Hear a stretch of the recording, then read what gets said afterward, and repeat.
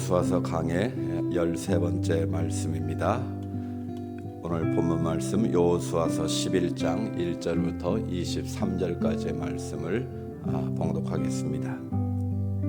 여호수아 11장 1절부터 23절까지의 말씀입니다. 하솔 왕 야빈이 이 소식을 듣고 마돈 왕 요밥과 시므론 왕과 압삽 왕과 및 북쪽 산지와 긴네롯 남쪽 아라바와 평지와 서쪽 들의 높은 곳에 있는 왕들과 동쪽과 서쪽의 가나안 족속과 아모리 족속과 헷 족속과 브리스 족속과 산지의 여부스의 족속과 미스바 땅 헤르몬 산 아래 휘 족속에게 사람을 보내매 그들이 그 모든 군대를 거느리고 나왔으니 백성이 많아 해변의 수많은 모래 같고 말과 병거도 심히 많았으며 이 왕들이 모두 모여 나와서 이스라엘과 싸우려고 메론 물가에 함께 진쳤더라. 여호와께서 여호수아에게 이르시되 그들로 말미암아 두려워하지 말라. 내일 이맘때에 내가 그들을 이스라엘 앞에 넘겨주어 몰살시키리니 너는 그들의 말 뒷발에 힘줄을 끊고 그들의 병거를 불사르라 하시니라. 이에 여호수아가 모든 군사와 함께 메론 물가로 가서 갑자기 습격할 때에 여호와께서 그들을 이스라엘의 손에 넘겨주셨기 때문에 그들을 격파하고 큰 시돈과 미스롯 마함까지 추격하고 동쪽으로는 미스바 골짜기까지 추격하여 한 사람도 남기지 아니하고 쳐 죽이고 여호수아가 여호와께서 자기에게 명령하신 대로 행하여 그들의 말 뒷발에 힘줄을 끊고 그들의 병거를 불로 살랐더라.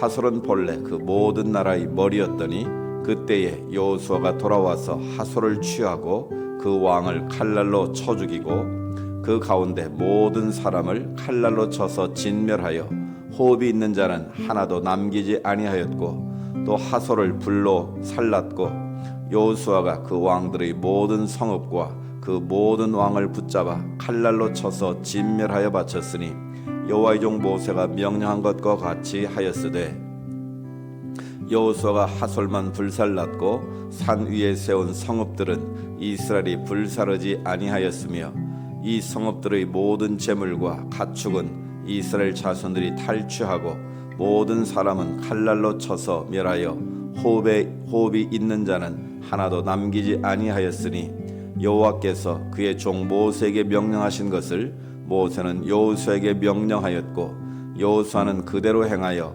여호와께서 모세에게 명하신 모든 것을 하나도 행하지 아니한 것이 없었더라. 여호수아가 이같이 그 온 땅 곧 산지와 온 네겝과 고센 온 땅과 평지와 아라바와 이스라엘 산지와 평지를 점령하였으니 곧 세일로 올라가는 한락산에서부터 헤르몬산 아래 레바논 골짜기의 바알갓까지라. 그들의 왕들을 모두 잡아 쳐 죽였으며 여호수아가 그 모든 왕들과 싸운 지가 오랫동안이라. 기본 주민 휘 족속 외에는 이스라엘 자손과 화친한 성읍이 하나도 없고 이스라엘 자손이 싸워서 다 점령하였으니 그들의 마음이 완악하여 이스라엘을 대적하여 싸우러 온 것은 여호와께서 그리하게 하신 것이라. 그들을 진멸하여 바치게 하여 은혜를 입지 못하게 하시고 여호와께서 모세에게 명령하신 대로 그들을 멸하려 하심이었더라. 그때 여호수아가 가서 산지와 헤브론과 드빌과 아납과 유다 온 산지와 이스라엘의 온 산지에서 아낙 사람들을 멸절하고 그가 또 그들의 성읍들을 진멸하여 바쳤으므로 이스라엘 자손의 땅에는 아낙 사람들이 하나도 남지 아니하였고 가사와 가드와 아스돗에만 남았더라.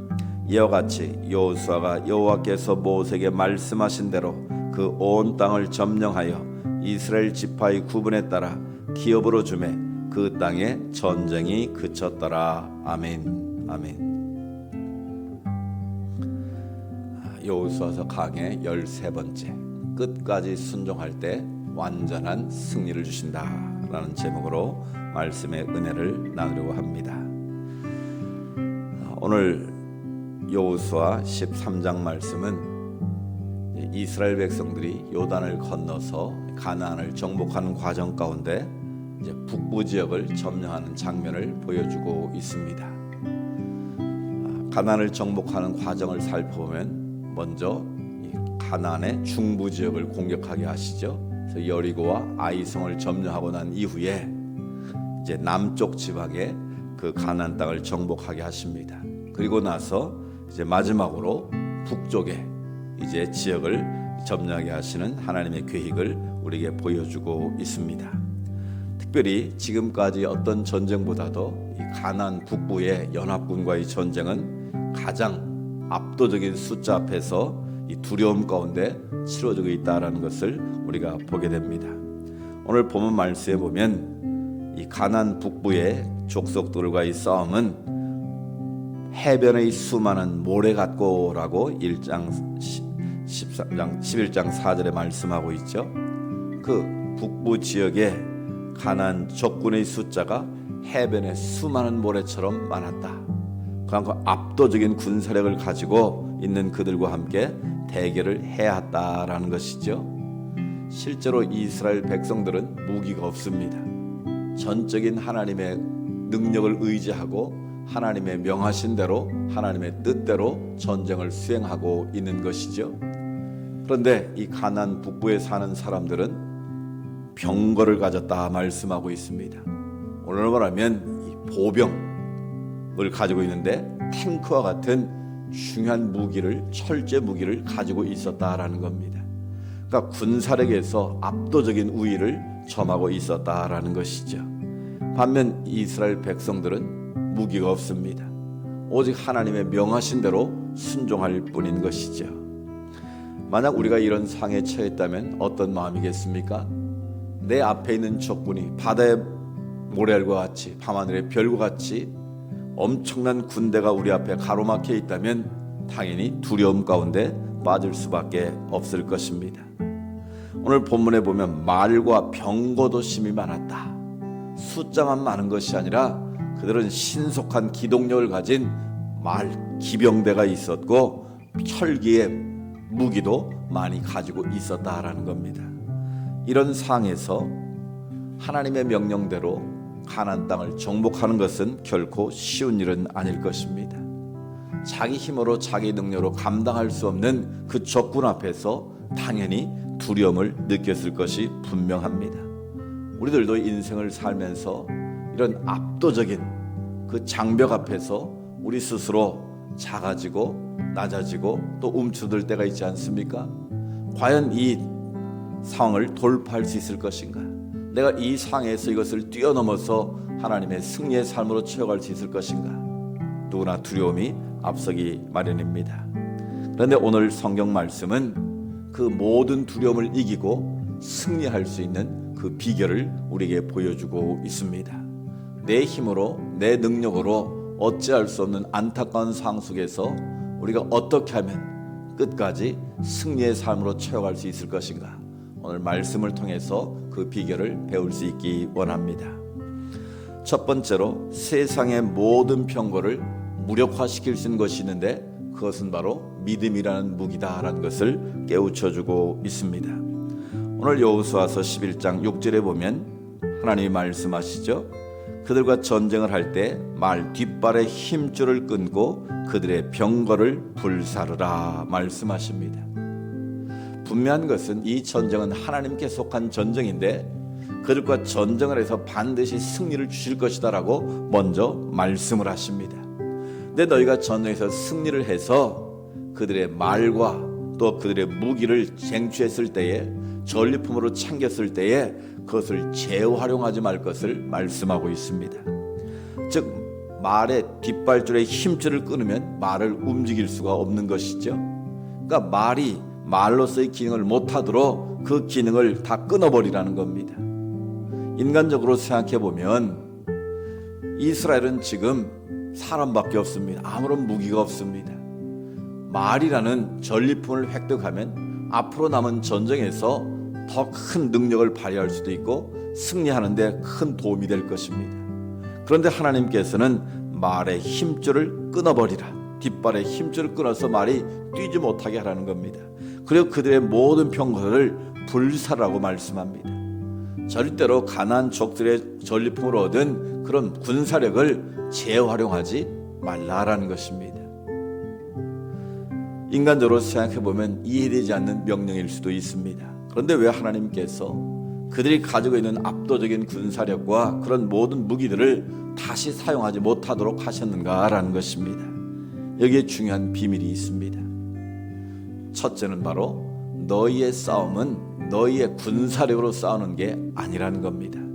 전적인 하나님의 도우심으로 하나님이 함께 하시는 전쟁이지 너희의 군사력과 너희의 어떤 무기에 이 전쟁의 성패가 달려있지 않다라는 것을 말씀하고 있는 것입니다. 결국 하나님께서 이스라엘 백성들이 지금 원하시는 것은 무엇일까요? 눈에 보이는 사람의 숫자나 그들이 가지고 있는 무기를 너희가 두려워할 필요가 없다라는 거예요. 또 너희가 반드시 전쟁에 승리하게 될 터인데 그 승리에서 얻은 전리품을 재활용할 생각도 하지 말라는 겁니다. 그 말의 의미는 무엇입니까? 너희는 눈에 보이는 것을 의지하지 말라는 겁니다. 전능하신 하나님의 능력을 바라보고 하나님의 능력만을 의지하라는 의미가 그 안에 담겨 있는 것이죠. 그렇습니다. 우리는 순간순간 눈에 보이는 것을 의지하려고 합니다. 사람의 숫자를 의식하고 건물의 크기를 의식하고 세상의 힘을 의지하게 되고 때로는 재물을 의지하게 되고 우리는 인간인지라 자꾸 눈에 보이는 것을 따라 살려고 할 때가 많습니다. 또 우리가 그것을 의지하면 잠깐은 편하고 쉽게 갈 수 있습니다. 그런데 결과는 어떻습니까? 눈에 보이는 세상의 것들은 오래가지 않는다라는 거죠. 들의 풀과 같이 속히 말라버릴 때가 온다라는 겁니다. 인간이 세워놓은 그 세상의 부귀영화는 그리 길게 가지 못한다는 것을 우리는 역사적 교훈을 통해서 깨닫고 있습니다. 결국 우리가 붙잡아야 할 것이 무엇이냐라는 것입니다.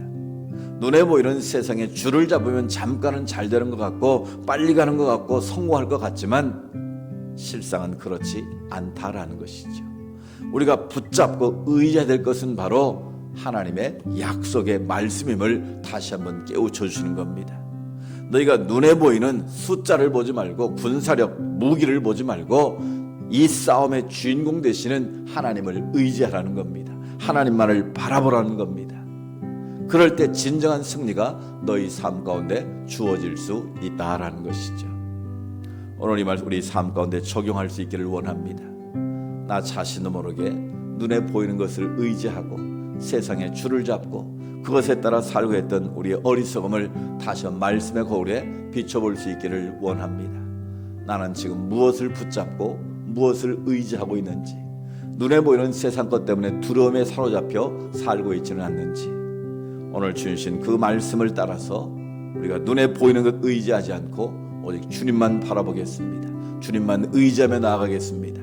오직 믿음으로 주님과 함께 나아가겠습니다. 그것이 바로 온전한 승리자로 나아가는 비결임을 우리에게 깨우쳐주고 있습니다. 두 번째 주시는 말씀의 의미는 죄의 뿌리인 하솔을 불사라는 단호한 명령을 우리에게 들려주고 있다라는 것이죠. 11절에 보면 여호수아가 하솔을 쳐서 그 성읍을 불살랐고 말씀하고 있습니다. 여기서 하솔은 이 북부의 이 수도와 같은 곳입니다. 그 하솔은 지리적으로 어떤 곳인가 하면 수도일 뿐만 아니라 우상 숭배의 본거지라고 말씀할 수 있습니다. 즉 가나안의 족속들이 우상을 숭배했는데 그 우상 숭배의 본거지가 바로 하솔이다라는 것입니다. 그래서 하나님께서는 15절에 말씀합니다. 그 모든 섭을 불살라버리고 하나도 행한 것이 없었더라. 즉 여호수아와 이스라엘 백성들은 하나님의 명령대로 하솔을 쳐서 그 성읍을 완전히 불살라버렸다라는 겁니다. 하나님의 명령대로 온전히 순종했다라는 것이죠. 여러분, 오늘 우리의 삶에 하솔이 있을 수 있습니다. 나 자신도 모르게 하나님보다 더 커 보이는 내 안에 우상들이 있을 수 있다라는 것이죠. 하나님이 가장 싫어하는 것이 무엇입니까? 바로 하나님보다 눈에 보이는 세상의 피조물을 더 사랑하는 것이죠. 그것을 우리는 우상 숭배라고 말합니다. 지금은 눈에 보이는 우상보다 눈에 보이지 않는 우상이 우리에게 더 크게 다가올 수가 있습니다. 눈에 보이는 우상은 우리가 피할 수도 있고 멀리할 수도 있지만 눈에 보이지 않는 내 마음의 우상들이 우리 안에 자리 잡고 있을 수 있다라는 것이죠. 그래서 골로새 3장 5절에 사도 바울은 말씀합니다. 탐심은 곧 우상 숭배니라. 오늘 이 시대의 최고의 우상은 바로 물질의 우상입니다. 탐욕의 우상입니다.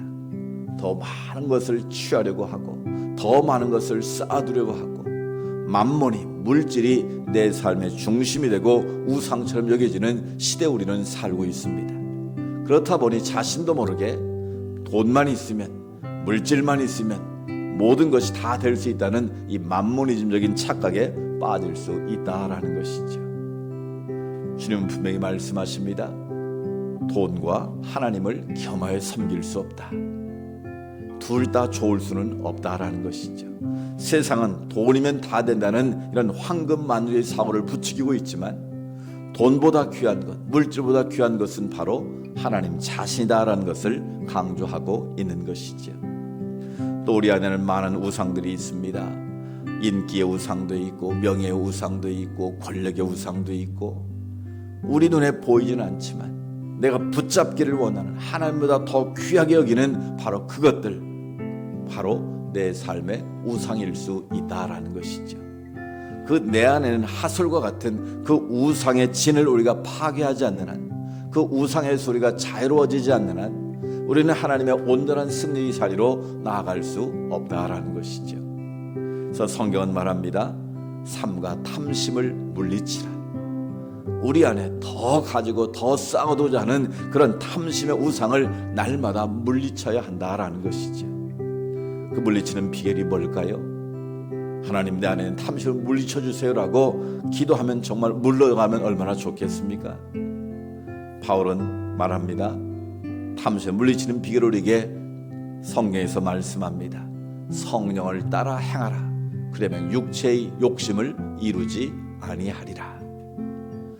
우리가 탐심의 우상을 물리치고 하나님께로 더 가까이 나아갈 수 있는 중요한 방법이 뭐라고요? 성령을 따라 행하라는 것이죠. 그 말은 성령 충만한 삶으로 채워가라는 것입니다. 성령 충만한 삶의 비결은 무엇입니까? 날마다 우리의 죄를 주님 앞에서 깨닫는 것입니다. 우리의 죄를 자복하고 회개하고 주님의 보좌 앞으로 날마다 더 가까이 나아가는 것이죠. 그래서 하나님의 말씀의 지배를 받고 그 말씀이 내 삶을 움직여서 그 말씀이 삶의 열매로 나타날 때 성령 충만해질 수 있는 것이죠. 내 신앙의 삶이 지금 성령 충만한가 성령 충만하지 않은가는 뭘 보면 알 수 있습니까? 겉으로 드러나는 모습이 아니라 내 삶 가운데 성령의 열매가 맺어지고 있는가를 보시면 우리는 내 자신의 상태를 체크해 볼 수 있습니다. 갈라디아 5장 말씀처럼 사랑과 희락과 화평과 오래 참음과 자비와 양선과 충성과 온유와 절제, 이 성령의 열매들이 내 삶 가운데 맺어지고 있다면 그것은 틀림없이 성령 충만한 삶으로 내가 살아가고 있다는 증거입니다. 내가 사랑하지 못했는데 내 마음에 사랑이 점점 많아지고 미워하는 사람까지 사랑할 수 있는 그런 힘이 생겼다면 나는 성령의 사람으로 살아가고 있는 겁니다. 내가 분을 품고 절제하지 못했는데 언제부턴가 내 스스로를 절제할 수 있고 나를 다스릴 수 있는 힘이 생겼다면 내 안에 성령의 열매가 맺어지고 있다는 증거입니다. 즉 내 삶의 열매를 통해서 내가 성령 충만한가 그렇지 않은가를 스스로 점검하고 깨달을 수 있다는 것이죠. 그래서 우리의 삶 전체가 하나님 앞에 말씀의 지배를 받고 하나님 앞에 깨어서 기도하게 될 때 우리 자신은 성령의 열매를 맺게 되고 성령의 열매 있는 삶을 살게 되면 육체의 욕심을 따라 사는 자가 아니라 성령을 따라 살아가는 성령의 인도함을 받는 성령 충만한 자로 살아갈 수 있다는 것입니다. 따라서 우리가 육체의 우상을 뛰어넘고 물질의 우상을 뛰어넘고 승리하는 비결, 바로 성령을 따라 살아가는 것입니다. 즉 성령의 인도와 다스림을 받고 성령의 이끄심을 따라 우리가 순종하며 나아갈 때 비로소 성령의 열매를 맺게 되고 육체의 욕심을 넘어서서 탐심을 물리치고 하나님이 주시는 승리의 자리로 나아갈 수 있다는 것을 깨우쳐주고 있습니다. 내 안에 있는 하솔, 그것을 진멸하라고 말씀합니다. 내 안에 자리 잡고 있는 우상의 싹이 있다면 그것을 잘라버리고 완전히 제거하는 부단한 노력이 우리에게 요구된다는 것을 말씀하십니다. 내 안에 있는 우상의 본거지 하솔을 진멸하고 하나님의 말씀을 따라서 성령 충만으로 살아가는 그것이 바로 우리가 승리할 수 있는 비결임을 깨우쳐주고 있습니다. 세 번째로 주시는 말씀의 의미는 하나님이 주시는 그 싸움은 단순한 잠깐의 싸움이 아니라 지속적인 영적인 전쟁이라는 것을 깨우쳐주고 있습니다. 18절 말씀에 보면 여호수아가 그 모든 왕들과 싸운 지가 오랫동안이다 라고 말씀하고 있습니다. 이런 가나안 정복 전쟁이 몇 년쯤 진행됐을 것 같습니까? 이 학자들의 연구에 의하면 적어도 7년 정도의 영적 이 가나안과의 전쟁이 이어졌다는 것을 알 수가 있습니다. 여리고 전투를 시작으로 해서 아이성 전투, 그 다음에 남쪽 지역의 전투, 이제 마지막 북부 지역의 전쟁에 이르기까지 계속해서 7년 넘도록 전쟁이 이어졌다라는 것입니다. 저희 세대는 전쟁을 직접 경험하지는 않았지만 6.25 사변 3년 정도 진행되지 않았습니까? 그 짧은 시간이지만 전 국토가 초토화되고 수많은 사람이 죽고 전쟁 고아가 생기고 그 온 나라가 폐허가 되는 그런 안타까운 상황이 벌어지지 않았습니까?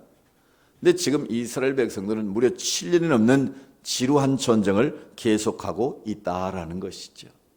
만약 여러분 1년, 2년 전쟁하고 아이고 이제 더 이상 못하겠습니다, 그냥 하나님이 알아서 해주시라고 그들이 나가 떨어졌더라면 어떻게 됐을까요? 하나님 주신 그 약속의 땅을 온전히 차지하지 못하는 안타까움이 있을 수 있다라는 것이죠. 근데 지금 그들 앞에 버티고 있는 사람들은 누굽니까? 이스라엘 백성들이 가나안 땅을 정탐했을 때 그들은 안악자손이다 그랬습니다. 오늘 본문에 안악자손이 나오지 않습니까? 그 정탐한 결과 10명의 부정적 보고 백성들이 뭐라고 말합니까? 그 사업은 견고하고 또 안악자손들이 살고 도저히 우리는 그 땅을 차지할 수 없습니다. 우리가 보기에 그들이 보기에 그런 메뚜기와 같은 존재일 뿐입니다. 불가능을 말하지 않았습니까? 그런데 7년이란 계속되는 전쟁 가운데 그들은 포기하지 않았다라는 거예요. 하나님의 말씀을 쫓아서 끝까지 인내함으로 순종했다라는 것입니다. 1년, 2년, 아니 3년 하고 그만뒀더라면 그 가나안은 온전히 차지하지 못했겠죠. 그런데 하나님의 말씀을 쫓아서 하나님의 명을 따라서 끝까지 하나님 앞에 순종했을 때에 궁극적인 승리를 맛본 것이죠. 그래서 오늘 마지막 절에 뭐라고 말씀합니까? 그 땅의 전쟁이 그쳤더라. 궁극적인 하나님의 약속의 땅 가나안을 정복하는 놀라운 은혜가 그들 가운데 임했다라는 것을 말씀하고 있습니다. 결국 오늘 주시는 말씀의 의미는 무엇이겠습니까? 우리의 싸움은 일시적인 싸움이 아니라는 것입니다. 한 번, 두 번 싸워서 이기면 그것으로 끝하면 얼마나 좋겠습니까? 결국 우리의 싸움은 혈과 육에 대한 싸움이 아니라 공중 권세 잡은 마귀들과의 싸움이라고 성경은 가르쳐주고 있습니다. 우리가 주님 앞에 가는 그날까지 영적 싸움은 계속될 수 있다라는 것입니다. 한 번, 두 번 싸워서 이기면 끝이 아니라 한 번 이기면 또 다른 적이 우리에게 밀려오고 또 승리하면 또 다른 적이 밀려오고 파도가 계속 밀려오는 것처럼 우리가 주님 앞에 가는 그날까지 영적 싸움은 계속될 수 있다라는 것이죠. 그럼 우리는 어떤 태도를 보이겠습니까? 긴장의 끈을 놓지 않고 날마다 깨어 있어야 된다라는 것이죠. 성경을 우리에게 끊임없이 강조하는 게 뭡니까? 주님 오실 그날까지 깨어 있으라는 것이죠. 도적이 예고 오지 않는 것처럼 주님의 오심은 언제 올지 모르기 때문에 너희가 항상 깨어 있으라는 것이죠. 말씀에 깨어 있고 기도에 깨어 있어야만 우는 사자가 마귀가 우리를 삼키는 것처럼 우리를 공격할 때 그것을 대적할 수 있는 지혜가 있고 능력이 생길 수 있다는 것입니다. 이스라엘 백성들이 그 가나안과의 전쟁을 7년이 넘도록 그들이 계속할 수 있는 것은 바로 하나님의 말씀을 붙잡고 인내했을 때 주어지는 승리를 맛볼 수 있었다라는 것이죠. 그 땅에 전쟁이 그쳤더라. 하나님 앞에서 우리의 전쟁이 그치는 그날이 언제겠습니까? 주님의 불을 받는 그날이겠죠.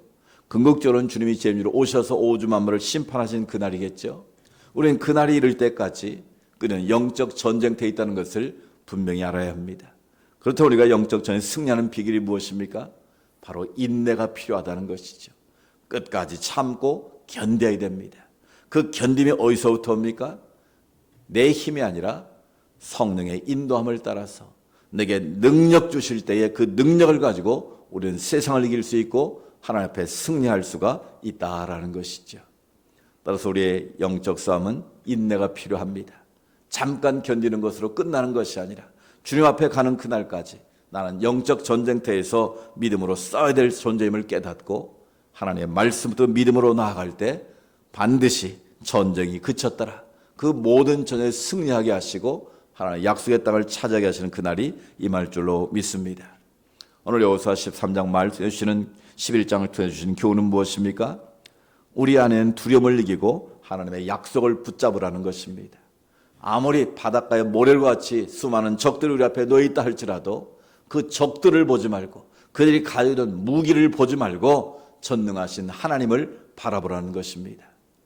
믿음의 주 온전케 한 예수를 바라보고 그 주님의 약속을 붙잡게 될 때 우리는 승리할 수 있다라는 것이죠. 열매의 부정적인 보고를 듣고 스스로 멧돼지같이 여기는 사람들은 다 죽고 말았습니다. 가나안 땅에 발도 들이지 못했죠. 그러나 여호수아 갈렙, 하나님이 우리를 기뻐하시면 반드시 그 땅을 우리에게 주실 것입니다. 하나님의 약속을 붙잡고 믿음으로 도전했던 그들, 믿음으로 나아갔던 갈렙과 여호수아는 그 땅을 차지하는 믿음의 주인공이 될 수 있었던 것이죠. 오늘 우리도 두려움을 이기고 우리가 승리하는 비결은 하나님의 약속을 붙잡는 것입니다. 눈에 보이는 현실을 보지 말고 문제를 보지 말고 문제의 정답을 가지고 계신 하나님을 크게 보고 하나님을 믿음으로 바라보고 나아갈 때, 하나님의 약속을 붙잡고 나아갈 때 우리는 완전한 승리를 거두게 될 줄로 믿습니다. 또 우리 안에 있는 하솔, 내 안에 있는 나도 모르게 자리 잡고 있는 그 우상의 본거지를 완전히 제거하는 그런 삶을 살기를 주님은 원하신다라는 것이죠. 즉 내 안에는 죄악의 뿌리들, 우상의 뿌리들을 제거하고 온전한 하나님을 섬기는 자로 나아갈 때 그것이 바로 하나님 주시는 온전한 승리의 비결이라는 것이죠. 또 우리의 영적 싸움은 잠깐 끝나는 것이 아니라 기나긴 싸움일 수 있다는 것입니다. 그때 우리는 인내하고 끝까지 하나님 바라보 믿음으로 도전할 때 마침내 하나님께서 승리하게 하십니다. 세상을 이기면 이것이니 우리의 믿음이니라. 오직 믿음으로 하나님의 약속을 붙잡고 내 안에 죄의 뿌리를 제거하고 주님 앞에 나아갈 때 전쟁이 그쳤더라. 온전히 승리케 하시는 하나님의 은혜가 임할 줄로 믿습니다. 하나님의 약속의 땅을 차지하는 믿음의 주인공이 될 수 있습니다. 끝까지 순종할 때 완전한 승리를 주신다. 이 말씀을 다시 한번 마음에 새기고 우리 모두 영적 전쟁에 승리하는 믿음의 주인공들이 될 수 있기를 주의 이름으로 축복합니다. 주님 감사합니다. 이스라엘 백성들이 요단을 건너 가나안을 정복하는 전쟁을 무려 7년 동안이나 행했습니다. 그 마지막 싸움 북부 연합군과의 전쟁에서 그들은 하나님의 명령을 쫓아서 그대로 순종하며 나아갈 때 마침내 그 땅을 차지하는 믿음의 주인공들이 되었습니다. 하나님, 우리의 세상의 여정이 바로 영적 전쟁터임을 다시 한번 깨우쳐 주셨습니다. 우리 안에 우리를 대적하는 많은 적군이 있고 우리에게 두려움을 안겨주는 것들이 있지만 문제를 보지 않고 환경을 보지 않고 전능하신 하나님을 바라보는 우리의 믿음의 눈이 열려지게 하여 주시옵소서. 우리를 위해서 친히 싸우시는 하나님의 약속의 말씀을 붙잡게 하여 주옵소서. 그 끝까지 믿음으로 승리할 수 있는 거룩한 주의 백성들 되기를 원합니다. 또 내 안에 하솔은 무엇인가를 다시 한번 깨우쳐 주시니 감사합니다. 나도 모르게 자리 잡고 있는 탐심들, 내 안에 우상들을 날마다 제거하게 하시고 죄의 뿌리를 온전히 제거하게 하셔서 하나님이 기뻐하시는 거룩함의 자리로 나아가게 하옵소서. 또한 우리의 싸움은 잠깐 싸움이 아니라 영적 전쟁 계속 싸워야 됨을 깨우쳐 주셨습니다. 우리가 끝까지 인내함으로 나아가게 하시고 마침내 하나님의 약속의 땅을 찾은 주인공이 되는 그 순간까지 계속해서 주의 능력을 의지하며 나아가게 하옵소서. 그래야 하나님의 약속의 땅을 차지하고 하나님이 주시는 참된 안식과 평안을 누리는 아름답고 복된 삶이 되게 하옵소서. 우리 구주 예수 그리스도의 은혜와 하나님 아버지의 크고 놀라우신 사랑하심과 성령님의 인도하시고 위로하시고 교제하심의 역사가 영적 전쟁터에서 문제를 보지 않고 환경을 보지 않고 전능하신 하나님을 바라보고 말씀에 순종함으로 내 안에 우상을 제거하고 오직 성령 충만함으로 끝까지 승리하여 하나님의 약속의 땅을 차지하기 원하는 주의 백성들 머리머리 위에 하나님께 올려드릴 모든 믿음의 소원들 위에 이제로부터 영원토록 함께 하시기를 간절히 축원하옵나이다. 아멘. 아버지 하나님